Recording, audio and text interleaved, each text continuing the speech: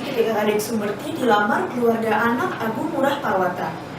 Bagi mereka, kebangsawanan selalu berarti puncak kehormatan, kekuasaan, dan toleransi pengampunan kalau berbuat salah.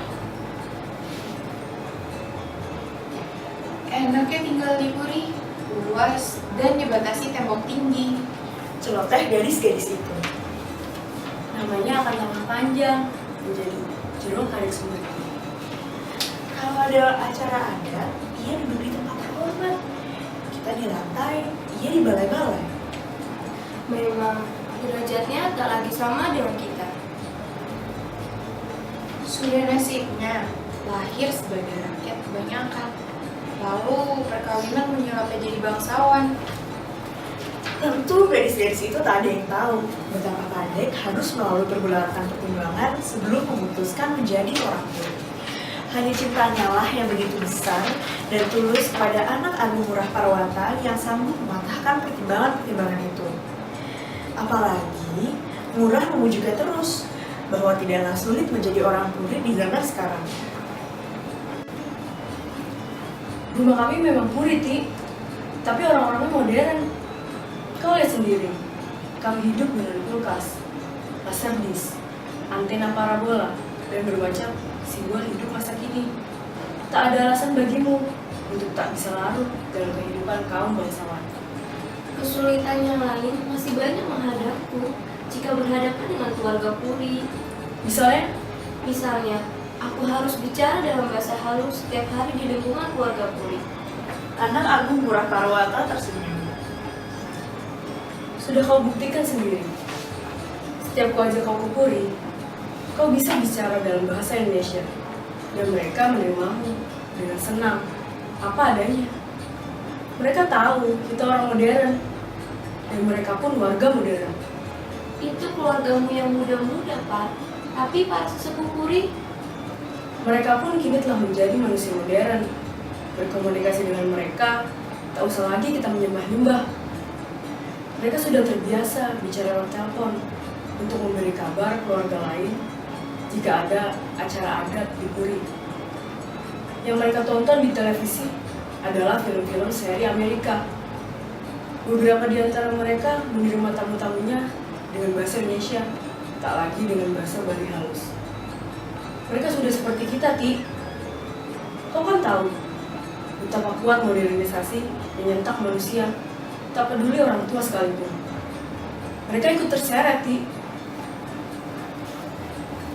Kadek Sumerti temanmu, selalu saja ia ragu.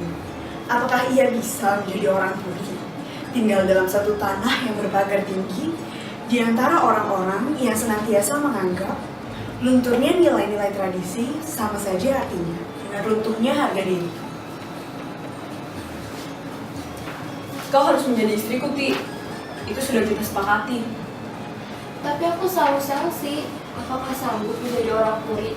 Aku tak punya pengalaman hidup dalam sebuah keluarga besar dengan aturan-aturan ketat.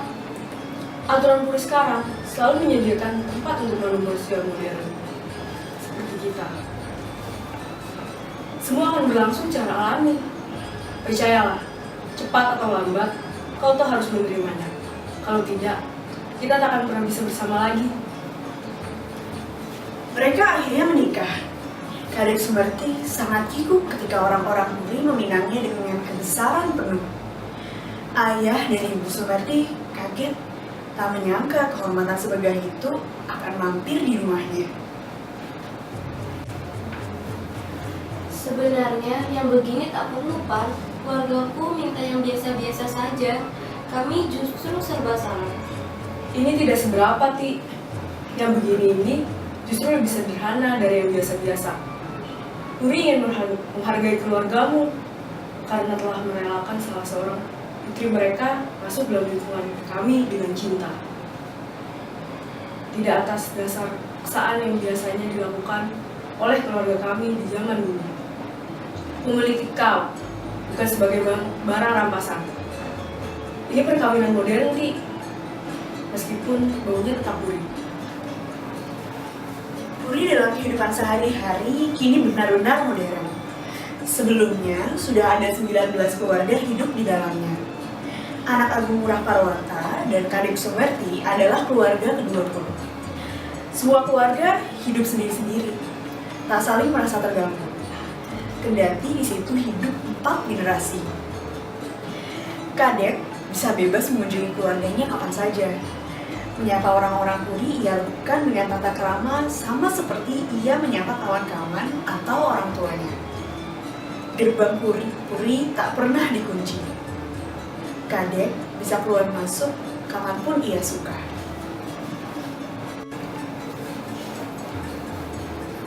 Apa kataku? Puri kini sudah modern kan? Tapi orang tetap menganggap dalam batas tembok Puri selalu hadir tata krama dan adat yang angker. Apanya yang angker? Kalau angker, bagaimana mungkin aku meminangmu?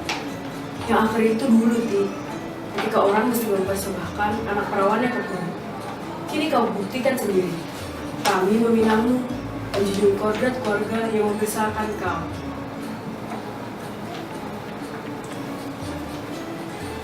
Keluarga Kadek Sumerti memang semakin dihormati sejak salah seorang putri mereka menjadi bangsawan Puri dan berhak menggunakan panggilan Jero.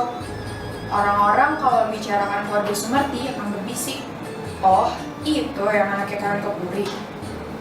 Tapi Puri tetap Puri, ia tetap punya batas tembok yang kukuh, warisan berabad silam.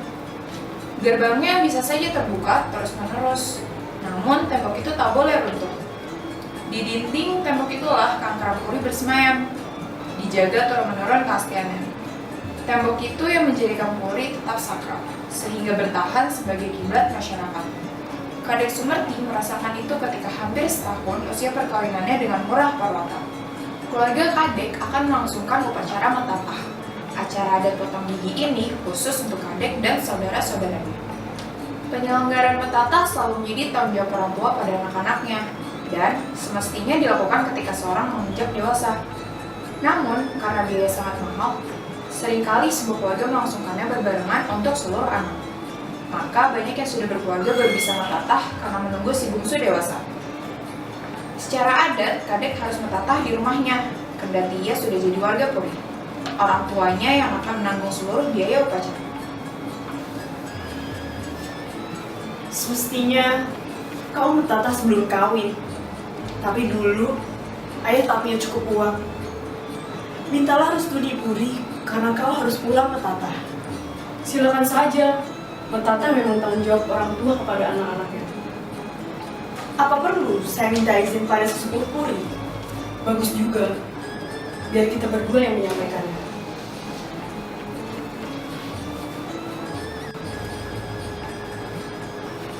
Sesepuh Puri merestui, tapi mereka mengajukan syarat, yaitu Kadek dilarang metatah di atas balai-balai yang digunakan saudara-saudara. Karena ia sudah jadi warga Puri, ia harus metatah terpisah di atas balai-balai khusus. Tak pernah Kadek Sumerti menduga persyaratan yang begitu angker diajukan. Syarat yang sulit diterimanya karena itu berarti membedakan dirinya dengan saudaranya sekandung. Puri kini telah memberinya status derajat yang lebih tinggi. Tak bisa kami terima syarat ini. Memang kau metatah sebagai orang Puri, tapi statusmu tetap sama dengan saudara-saudaramu. Kadek Sumerti sudah menduga pasti itu yang terjadi. Ia kini di simpang jalan. Kemanapun ia melangkah, pasti salah satu Puri atau keluarganya akan menentangnya. Kamu metatah sebagai anak ayah dan ibumu, Ti, bukan sebagai orang Puri. Maka kau harus tunduk pada adat kami. Jangan pakai adat aturan Puri di tengah keluarga kita. Memang mereka memberi kita kehormatan, namun tak akan pernah kita menyerahkan seluruh harga diri kita untuk beda mereka. Kadek Sumerti mulai menangis. Kalau upacara semakin dekat, ia tak punya kepastian ikut metatah atau tidak. Suaminya tetap mengharuskan dia metatah dengan balai-balai khusus. Harus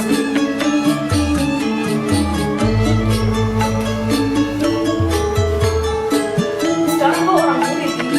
Karena itu, aturan adat Puri harus kau dulu. Katamu, baik orang Puri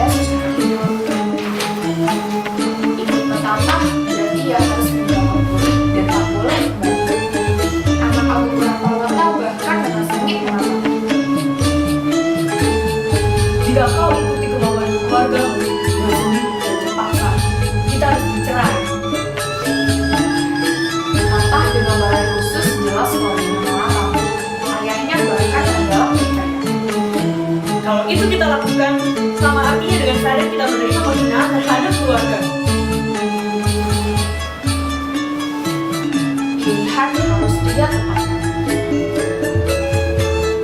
Terserah kau saja, Tim. Jika kau tak bertatah di rumahmu, kau bisa bertatah di bumi suatu ketika nanti. Bersama sama saudaraku yang lain. Itu mungkin lebih baik. Tapi tiba-tiba adek patah. Dia banyak mereka yang makin muda dan belum sempat bertatah. Lalu acara potong gigi dilangsungkan ketika mereka terjun jadi acaranya sederhana sangat biasa dinyanyikan. Aku lebih baik seperti mereka. Bertatah ketika mati, hindari aku sudah meninggal. Betah hati. Ketika acara potong gigi tiba, di hari Kadek Sumarti berangkat ke rumah. Nora mengantarnya sampai di gerbang putih dengan orang atas. Terserah kamu, Tim. Harap ini bukan terakhir kali kamu meninggalkan jiwa. Bagaimanapun, kita harus mengalah pada aturan dalam batas tempat kita hidup dan dapat hidup. Aku tak punya kekuatan dan kekuasaan.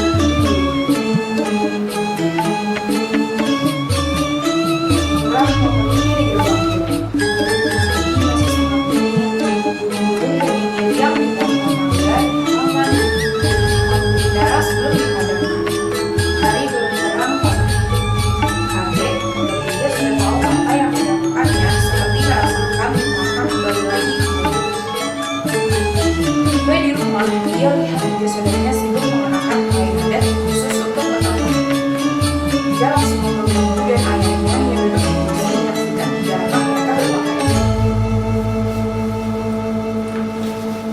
Kami mengerti. Kadek terisak di pangkuan ayah adiknya. Maafkan saya kalau tak sanggup, Ayah. Terlalu berat bagi saya menjadi wanita yang tercipta. Saya tak sanggup menjaga sempurna ini. Ayah mengusap rambut Kadek. Apapun pilihanmu sangat kami hargai. Engkau tetap anak kami yang terhormat. Kau memang terlalu muda untuk mengerti kebebasan memilih, sikap hidup modern, dan rumitnya aturan dalam lingkungan puri. Terserah kau saja, Ti.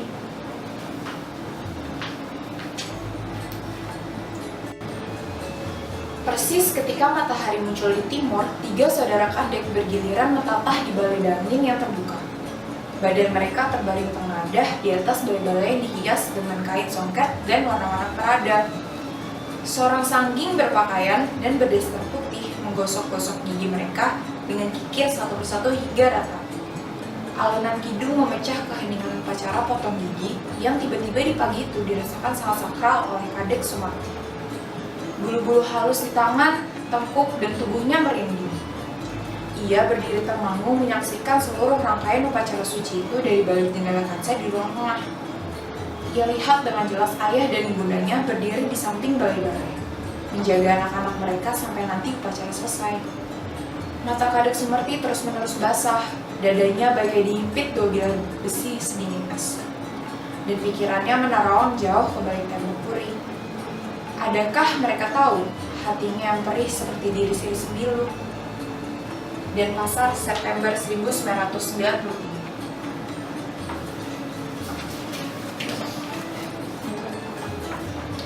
Demikian pembawaan cerpen berjudul Tembok Puri karya Gede Arianta Sutaman. Mohon maaf jika ada kekurangan dan lain sebagainya. Terima kasih.